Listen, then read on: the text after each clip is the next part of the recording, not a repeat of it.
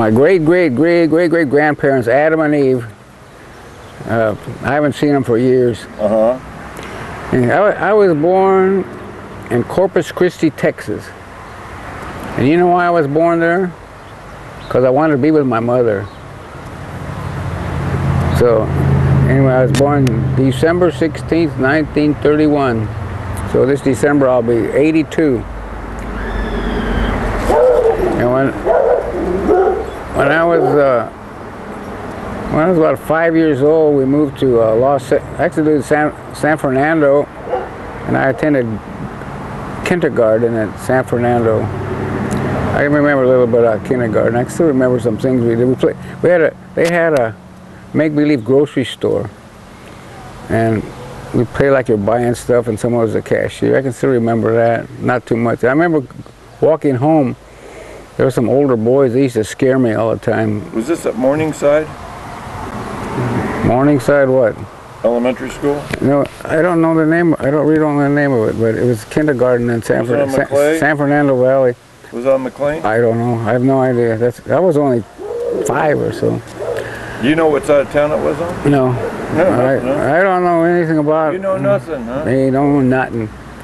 Yeah, but then from there, when I was in the 2nd grade, we moved to a little town called Raymond, which is in the foothills east of Madera. I was in the 1st grade there. Then we moved in the country west of the town of Madera, and I went to a little grammar school. It was called, what was the name of it? Howard Grammar School. I was 2nd grade there. I still remember my teacher. Her name was Miss Bottoms.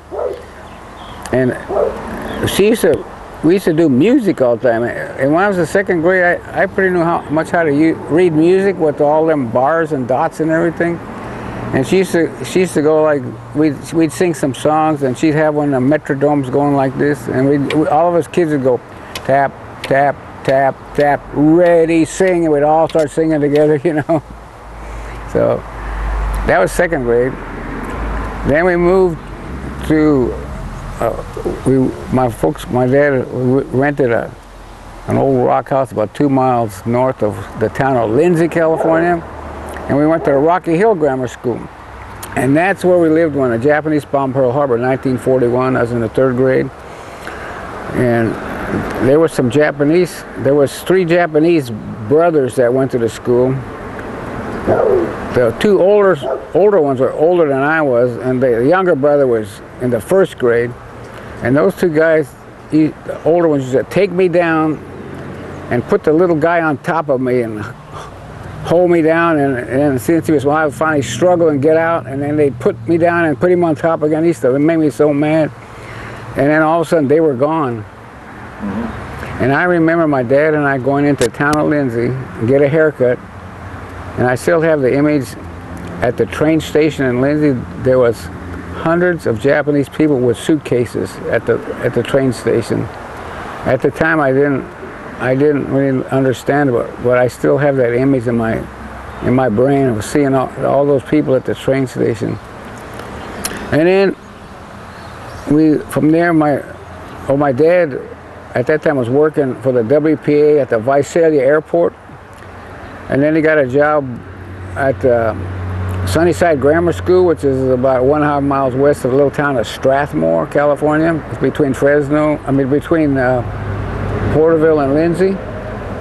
And anyway, there was a 10-acre ranch for sale. My dad ended up buying it, and I was there in the 4th grade then, and I continued there. We had 10 acres, and on the 10 acres there was 4 acres of seedless Thompson. And during the 2nd World War, we had to make raisins out of those grapes.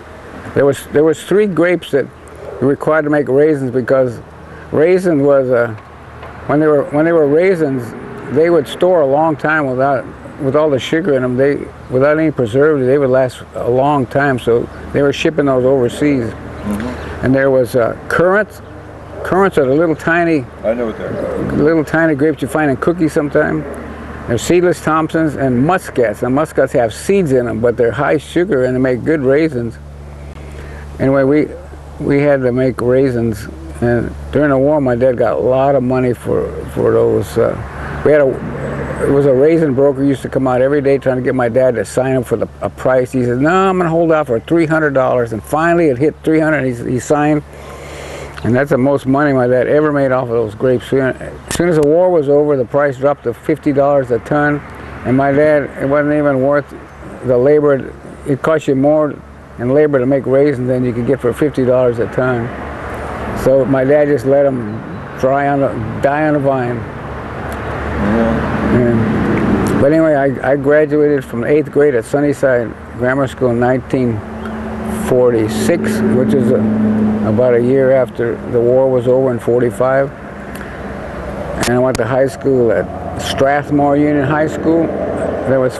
I graduated in 1950. There was 39 members in my graduating class. And in January 51, I went into the United States Navy, January 9th, 1951. And I went to Boot Camp San Diego, and I went to Alameda, then I was shipped to Santa Rosa, where we recommissioned the auxiliary landing field. They were doing, they painted a simulated carrier deck on the runway, and they were doing simulated carrier lands, where they used to use the paddles to signal to the pilot commander whether they're too high or too low or what. They had two like ping pong paddles. And I was there for like 15 months, I believe, and then they closed that place down, and I went to Crow's Landing. And I was there for a while, and then I got transferred to a U.S. Navy patrol squadron called VP-22, and I spent six days on a troop transport. My entire Navy career was almost 4 years. I only spent 6 days on a ship. I went from Fort Mason, San Francisco, to Barbers Point, Hawaii, where I joined Patrol Squadron VP-22 that had just came back from Okinawa. And when they were in Okinawa, they lost 2 airplanes when they were there. And one of them went down in, what year is this? It was I joined it in 1953, and they had just returned from Okinawa, and they got shot down by some shore, they were photographing some stuff, they got shot down by some shore batteries, and they ditched in the sea. And I think all but 2 got out. They lost 2 of them there, and a PBY, Coast Guard PBY picked them up. The sea was real rough. They loaded them in. When they tried to take off, that PBY crashed. And out of the original crew, I think it was 12 or 10 crew members, only 5 survived the 2 crashes. And then finally some ship come pick them up. But they were afraid that they might be intercepted by some boats from shore. But they got picked up by American Naval or Coast Guard ship picked them up. But anyway, then I was an aviation metalsmith. Our shop was responsible for the airframes, all the sheet metal, and the hydraulic system, and also they had a heater that was a gas burning heater that also blew heat down a leading edge too for de-icing and all. But we were responsible for maintaining all that stuff. And we had a maintenance officer that he got points for updating his airplanes to the latest changes. So he ordered all these change kits to update them. And when I was in Kodiak, Alaska, I was 15 months in Barbers Point, and then went to Kodiak, Alaska for 6 months.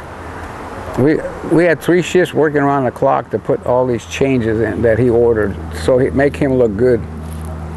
And in Kodiak, I was on the graveyard shift from midnight till 8 in the morning, and I was at a Kodiak from March, April, May, June, July, August, May, June, July, August, September. Yeah, from May until October of '54. So I was there spring through the summer into kind of autumn. And during the summer, at midnight, it never really got dark. You could actually read a newspaper outside at night. Where, you mean in Alaska? Yeah. And the sunrise was something like 3:30 in the morning, sunrise. So it never really got dark. But anyway, I had fun in Cody. I used to do a lot of hiking, mountain hiking, and fishing. Our hangar, the airframe's hangar, was very close to a seaplane ramp in this bay, and we used to fish right there on the seaplane ramp. We'd catch Dolly Varden trout that were 28 to 30 inches long, and in our shop we had a hot plate, a frying pan, a box of cornmeal, and some cooking oil, and we used to catch a couple of big trout, clean them, slice them up, and fry them in our frying pan. We have fresh trout there in the shop. So I did a lot of fishing and a lot of hiking. I only went into town once. A lot of guys used to go in town. There was a couple bars in town. I only went into town once. I didn't go to any bars. I just took pictures. When I was at Kodiak and all the time I was in the Navy, I had a box camera, a Kodak box camera with a 620 film, and I took a lot of pictures. They actually come out they're actually pretty good pictures. But I started looking at a lot of the colored slides people were taking, and the cheapest 35 millimeter camera was the Argus C3. Do you know what that is? Argus C3? I used to use one. I bought one of those, the cheapest camera. It came with a flash unit. That was the only camera that ever got stolen from us. Yeah. Argus C3. Anyway, I had that for a long time. I still have one. I traded mine in on a Voigtlander camera when I got to Visalia after the Navy, a smaller little camera. And then my mother-in-law had a Argus C3, and one day she wanted to know if I wanted it, so I still have it just for. After I sold it, I wish I hadn't have sold it, the C3, but. It had a couple of bad features, like it didn't have a double exposure prevention. If you forgot to rewind after you took a picture, you take a double exposure. Or you could do it on purpose. Yeah, right. So are you centered in the? Yep, I'm right in the center. Okay, good. Yep. So anyway, I started taking colored pictures at Kodiak, Alaska. I got a whole bunch of Kodiak, Alaska colored slides, and then about 4 years ago, maybe 4 or 5 years ago, I bought a scanner, and it has an attachment for scanning 35 millimeter slides. And one weekend, I think I scanned 1,200 old slides that I had. I had slides when we went to college, slides when we got married. I just had a whole bunch. I just scanned them all and put them in a computer file, So, yeah, I've done that with my dad's stuff. Yeah. Pretty hard to do. It's a lot of work. It took about a minute or a little over a minute to scan each one slide, huh? Put them in there. You gotta make sure you don't put them in backwards. Yeah, you have to do them high enough. You sit up straight. You get a reverse image, a mirror image. You put it in backwards. So anyway, I scanned a whole bunch of slides.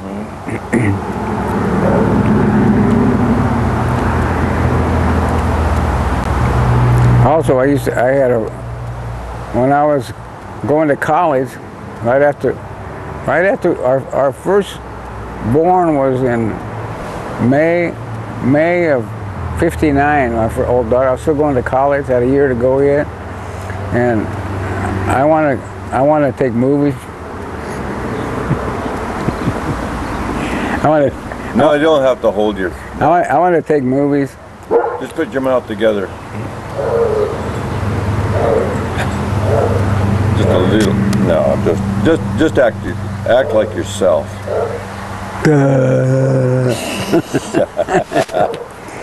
Anyway, I went to Sears Roebuck in San Jose. That's where I went to high school. I mean, college is in San Jose. They had a used movie camera there, so I bought it and I started taking movies. And just before I graduated, I bought Yashica. It had a turret, you know, it had a turret with 3 lenses on it. Oh, one of those. I never saw one. Yeah, 8mm. It was really nice. Oh, that kind. Yeah. Yeah, 8mm. It was really nice compared to the pictures quality was really better than this little I think it was called a Keystone camera or something. A movie camera, Keystone. Yeah, there was a Keystone. I think that's how it was. It wasn't that good. This Yashica was a lot better picture quality. Yeah, I had a Bolex 16. I have one too. It was my granddad's. I ended up with it. I have it out in the. I have it. I now. bet it's a better one than the one I had. I didn't have the sound or the. No, this doesn't have sound. I didn't have the single lens reflex. The reflex. Yeah, here's a reflex one. I still have That's it. the expensive one. Yeah. Did it have an Angenu lens? I don't know. It's got a couple lenses on it. Well, the ones that had the long Angenu zoom lens. No, there was no zoom. There was no zoom back then. There was. My granddad started taking movies in 1939, and he had a 16mm, not 8, he had 16mm movie camera way back then. I don't know which one he had, but later he bought the Bolex. But first pictures he took was my cousin Dorothy was from his daughter Sylvia. My mother is the oldest of 4 girls, and I think Sylvia was the second one or third. But her first daughter was in a little town called Freer, Texas. My grandparents went out there for the birth of their baby, and he took pictures way back in 1939. That's the earliest ones I've ever seen. It's from my cousin Dorothy. Her name was Dorothy Elaine. When she was a baby, just a newborn. And then there's pictures of kids to different years. In 1930, phone call. In 1939, we lived in Madeira, and my granddad came out and took pictures. They come out 4th of July once, and you know, I went in 1939. That's when I was going to Howard Grammar School in the 2nd grade. My dad's mother came out from Corpus Christi, Texas on a train, and we had a 35 Ford, a 4-door sedan, and I have 3 sisters, so my parents, and there was 4 of us, and my grandmother, there was 7 of us all together, 3 adults and 4 kids. We went to the San Francisco World's Fair on Treasure Island in 1939.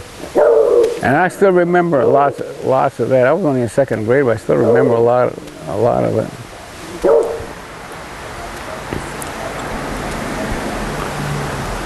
Let's see. Then Frances Ann standing right there. Yeah, I know. My bride.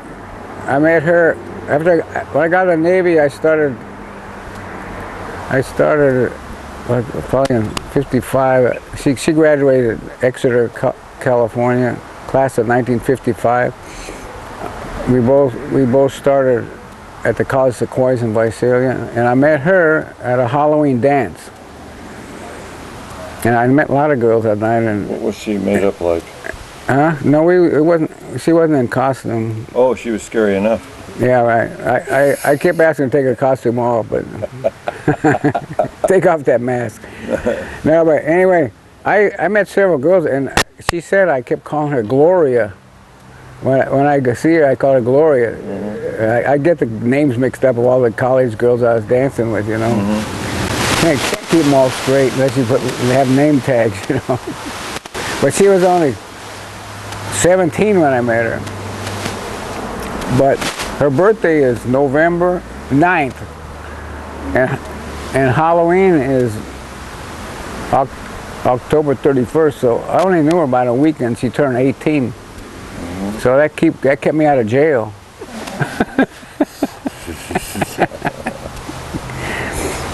Well, we went together all through college, and then we were both graduated in 1957 in June both had an AA degree.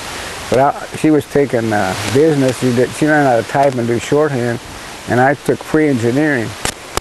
And so I was going to transfer to San Jose State, and I really didn't like to leave her behind. I wanted to take her, so we got married. And you know, I had never proposed to her. Never. I have never in my life asked a woman to marry me. Never. Me neither. What happened? The college was putting on this operetta, Oklahoma, and I had tickets to go to it. So I picked her up at her house, and we had dinner at a Mexican restaurant called Estrada's.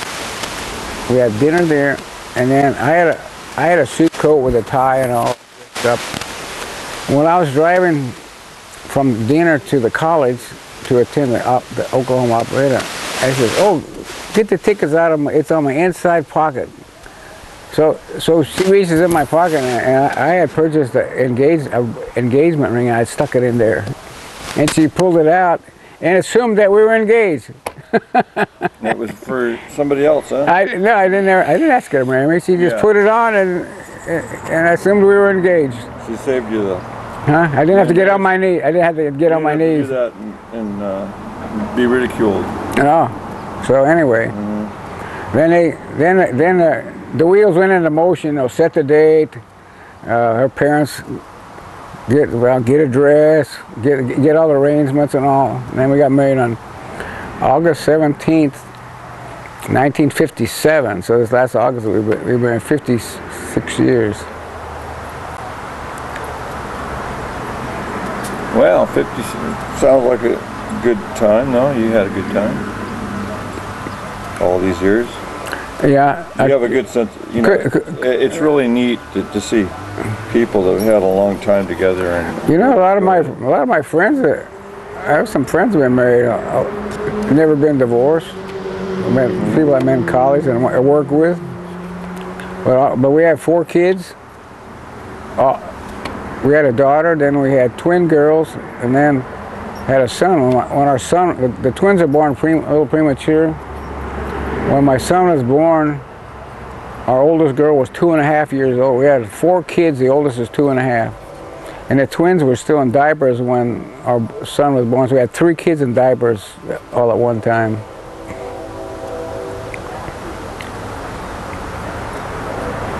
We're getting there. How much time we got left? Oh, okay. You got 20 minutes. Good. You got a lot of time. I just got to take a shower and then feed the dogs, and we want to get out here in about an hour. I got to leave. We're about an hour. Leaving about an hour. I'm just looking to see which is darker. Yeah, the 4 kids. I see my oldest daughter, she got married and divorced. She never remarried. My twins, Linda, she's on her 3rd husband. Been with him quite a while. They have a daughter. She had first husband. She had 2 kids. Second husband, 1 kid. 3rd husband, 1. And that girl is a junior at Anderson High. She's what, 16 or something like that now. And my daughter Lisa, Linda's twin sister, she got married and divorced, and then she got on her 2nd husband, and that's the one that was killed with her down in 2005, and that wreck down by that where 5 people were killed right there by the casino. Anyway, that was her 16-year-old granddaughter was driving the car, and her granddaughter's boyfriend, our granddaughter's boyfriend was in the front seat. My daughter and hers were in the back, and this college student, last name Huffmaster, was hopped up on those hallucinatory mushrooms and plowed right into the side of them at about 100 miles an hour and killed them all, and the car burned up. Our son, he has a son by his first wife, a son by his second wife, and he just got married third time last April. He didn't learn his lesson. He's a slow learner.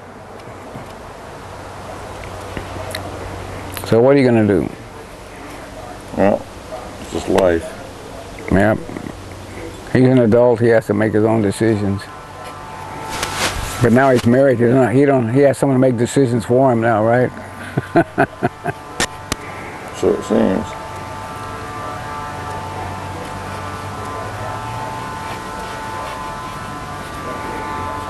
You know about these old folks or watching TV, and the husband says, I'm going to go and get some ice cream. Do you want some? And the wife says, yes, but I want some chocolate syrup and sprinkle some nuts and a cherry on it. She says, you better write this down, you'll forget. He says, no, I won't forget. She says, yes, you write it down, you'll forget. He says, no, I won't. So he goes back, he comes back with a plate with some toast and eggs on a plate and hands it to his wife. He says, I knew you'd forget, you didn't bring the bacon. Supposed to bring it home. He did. I told you you'd forget, you didn't bring the bacon. We're almost there. Is it still in the center? Yep, right in the middle. Oh, good. Exactly No, in the I middle. meant my drawing. Yeah, it's a little. It looks like the whole. You can see the. Yeah. It's a little towards the bottom, but you can see the whole picture there. Oh, good. Yeah, you can see. I can handle that. Yeah, but it's. Hey, look at me now. The bottom of the. Look at me. The bottom of the drawing is at the bottom of your screen, so the whole picture, the whole thing is in there though.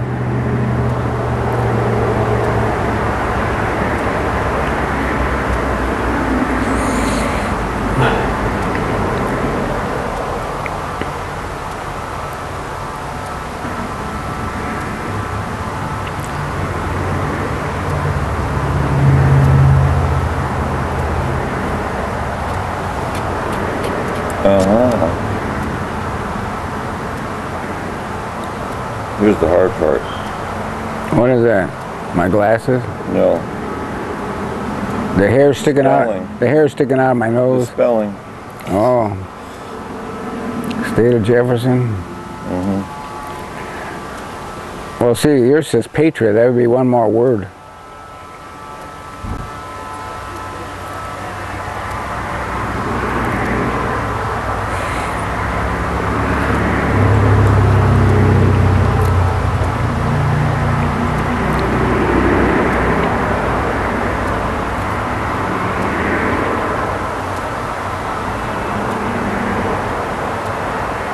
So nobody's called you on any cases lately? I don't have my name out there yet. Oh, you don't? See, they buy ship you all over the country. I need somebody to help me on it. I mean, oh, you mean someone to murder some people? Yeah. You mean yeah, a new? I send the murderer out. That way it makes it, that's why I'm good at it, because I always knew the murderers. No. No, you need to hire someone to kill a bunch of women, but you put your business card in their purse.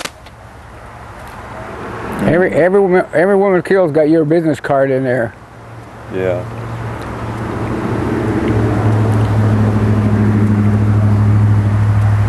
We gotta get started this week. We decorate for Halloween here too. You know that? I know. Did I think that's the first time I saw it was I came over here with Aaron. Did you come last year? No, 2 or 3 years ago. Oh, did you? Yeah. Over with Aaron to see her Halloween. And she got all upset because I was fixing the sweeper, the automatic sweeper. Oh, that one. Around, you know, that broom that sweeps. She says, "I'll do it." She's got a problem. It's got a sensor in it. When you interrupt the light, it starts moving. Sometimes you can clap like this too, and they go. Yeah. They sound activated. But anyway, you have a really elaborate thing, you know. I mean, I thought it was great.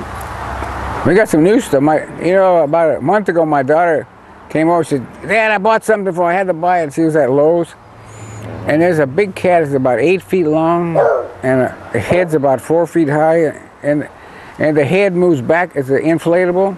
The head moves back and forth, and got red eyes that are flashing, you know, and it moves back like this, back and forth. So she said that they didn't have the box that came in. All they had was a display. She said, "What she wants it. She wants to buy it." So she bought the display. It's pretty hard to do any letters with this thing.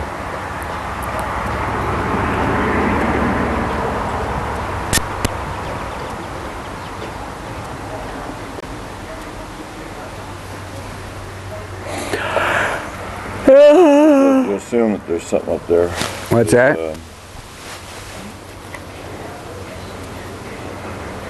This is not a bad picture. I don't know how you can do that. I don't know how you can do that. I should be drawing you while I'm doing it. Maybe I can do that too.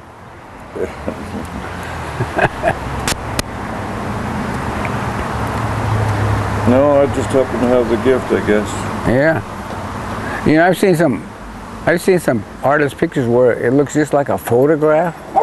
Yeah, if you spend enough time, you can. I said, how do they do it? Everything is clear and shiny and clear focus and everything. How do they do that? Because you're doing very, very elaborate small work, and a lot of those guys, they project the picture so they cheat kind of like that, or I even consider it, if they do squares to get the proportions, that's just about the same as cheating to me. But because to me, it's the human error that makes the picture. You know, like pictures by Picasso, those weird things. I don't call that art.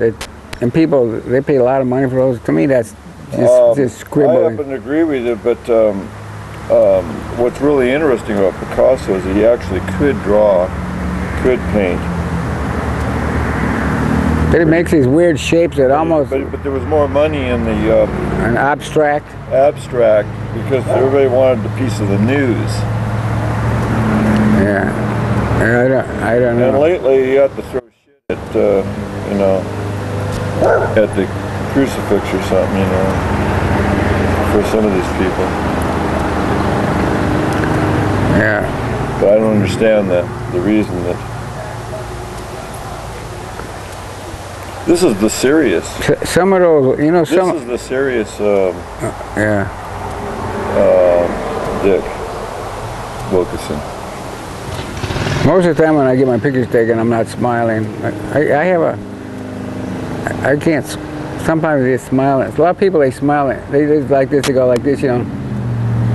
And it doesn't look, It's a phony smile you're talking about. Yeah, just show their teeth. I look for a smile, but yours, you laugh. You're like me, I laugh. Me too, I laugh and then I quit, then I don't. It's really... Yeah.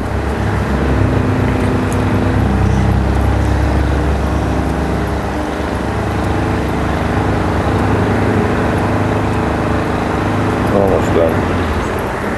And sometimes my humor, sometimes I'm sarcastic. You know, I can be sarcastic, kind of humor that I think's funny, but some other people don't think it's funny. Sort of like Don Rickles, you know. I say things that I think's funny, but some people don't think it's so funny. Oh, I know. You got into trouble, you mean? Sometimes. You shouldn't have said that. What do you mean by that?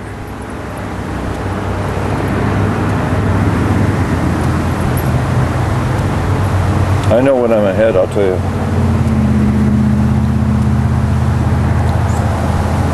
I'm leaving it here because I like it. Okay, that's a good one, huh? Yeah. So you sign